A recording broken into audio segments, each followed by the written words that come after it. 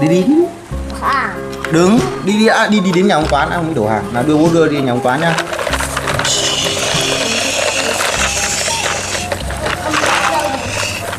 Đã đến nhà ông Toán rồi.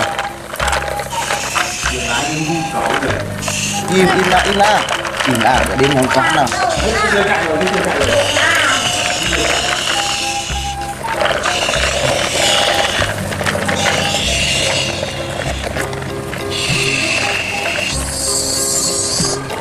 Đây, đổ hàng đây. Đi. Của con đây, lấy đi. Đổ hàng đi. Hết chưa? Hết rồi à? Đi tiếp. Nào đi lại bến. Lại bến này lấy hàng nhé. Nào cho mấy cậu hàng vào.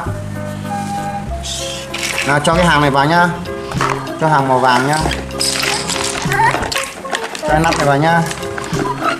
Cho con đá vào nữa. Thế thôi. Đi nhá. Chưa đổ hàng rồi. Nào bố đi nhá. Ôi.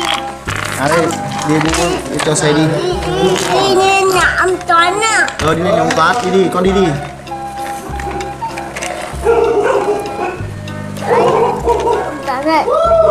Đã đến nhà ông Toán chưa? Chưa nhỉ? Đã đến nào, đi tiếp đi. Đi. Đổ luôn đây à? Ôi đổ hết hàng à? Nào thế đổ đi.